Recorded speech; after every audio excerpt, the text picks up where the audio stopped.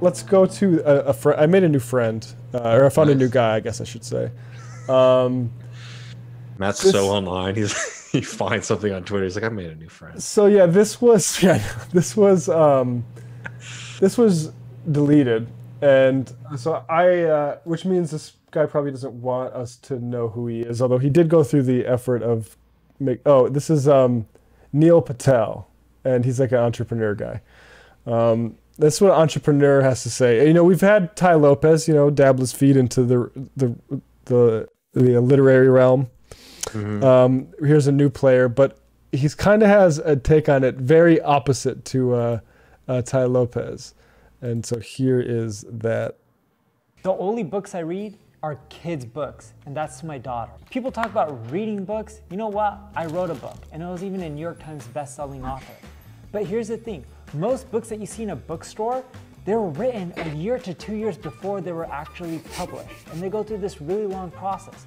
So in other words, a lot of the times, you're reading outdated information. Even if the book has theories and strategies that aren't outdated, heck, you can just go on YouTube and find that information in a 5-minute clip. Why would you want to read 300 pages when you can just figure it out in 5 minutes? So I don't spend my time reading books. Instead, I spend 3 hours a day, but reading blogs, Instagram, YouTube, all the other places where I can consume information faster. And you should too. Oh, that's devastating stuff, man. Look, I'm not somebody who's going to sit here and act like I am like a voracious reader, right? I think Matt has that more unlocked than myself, though you do it in a different way, right? Yeah. But what bums me out about this whole video is less about him saying that, like, oh, I'm not going to read or anything like that, but how he's thinking about books and what he thinks books are supposed to do. And the idea he's selling about books, and he's selling it because that's a very seductive one, that you don't need that actually. And like, the truth is, like, I consume a lot of books. I put it that way. I buy a lot and read, but mainly I download and put through a program called Balaboka, which puts them right into these little guys, and I can go do the dishes and listen to a book. And it's true that books take a long time to process. The idea that all of their wisdom makes it into YouTube is like the whole reason. Like, there's actually a lot of value in there that is completely not able to harvest it because we don't have a system set up to make use of it. Like, I think, like, and we talked about Daniel Bessner about the attack on university system and how we're just not producing historians anymore, and that is a huge problem. But there's also a truth where we have such a catalog now of actually fairly great stuff that just from, frankly, university presses. There's a lot of trash there too, but there's a lot of very interesting stuff, and that stuff hasn't remotely permeated society. You can always find extremely novel insights. Like, there's one on pedagogy and the Dakota War in Minnesota, and how that was taught at the 150-year anniversary.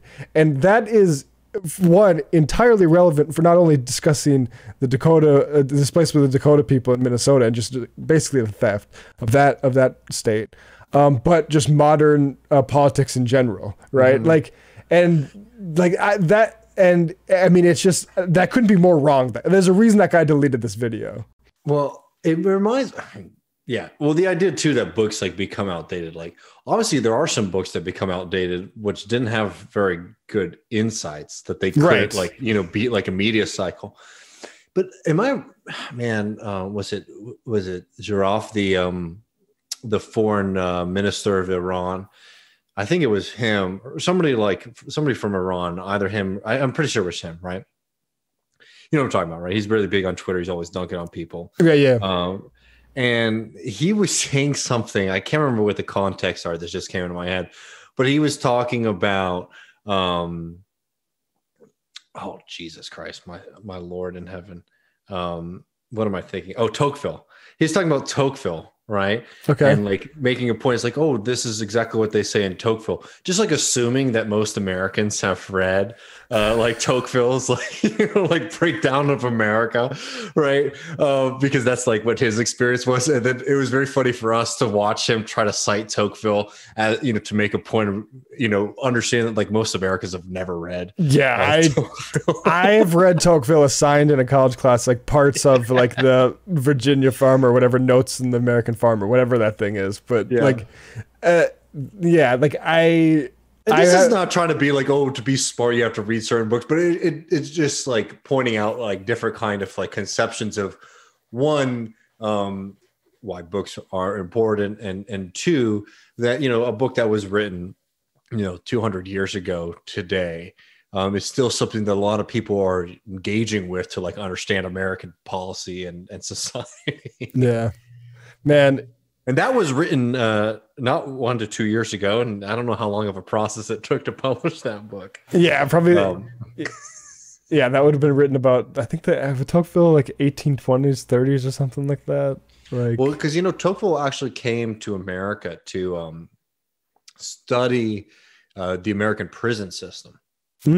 That was like his mandate or intention at first, but then he came, there's like something's going on, and not to do too much Tocqueville discourse, but it's an interesting book because he was very, very much like he was an aristocrat, and the development of democracy was something that he was not particularly comfortable with. But as somebody who was extremely critical of it, or at least questioned it a lot, he was an interesting person to chronicle it. Absolutely. I mean, because they're paying attention, right? Yeah. Like, even if they're disagreeing, at least they're like, I find that about James Fenimore Cooper's novels. Like, he's a son of a complete land speculator, guy who like the Yankees of upstate New York, like that sort of history. His dad is fundamental for opening up those tracts of lands to settlement after the American Revolution. But like, and his like there's like those Last Mohicans and all that stuff is just race science, like in like 300 pages. Nonetheless, he pays attention to the reality, which is like that his dad figure went into those lands on literally called teamsters. That's who the laborers were, who like brought the horses and everything into to help build a new settlement. And like I that's one of the first places in literature where I've seen that word described. And so like and also black slaves in upstate New York too. So like, even though the politics, like, you can kind of learn by people who are very conscious of that stuff. So read books. No, read books are, I mean, Tocqueville is definitely like an interesting read, and it's a little carrot maybe. Do you know about Tocqueville's like famous prediction about the future of history?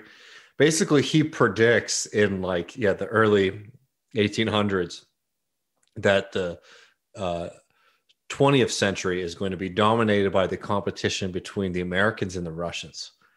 That's which good. On a certain level, if you read it closely, it does sort of feel like you throw darts and hit the bullseye somehow. Yeah, I mean, that's a good call though.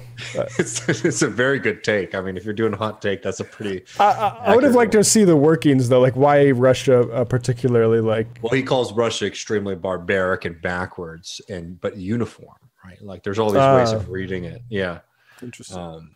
Anyway.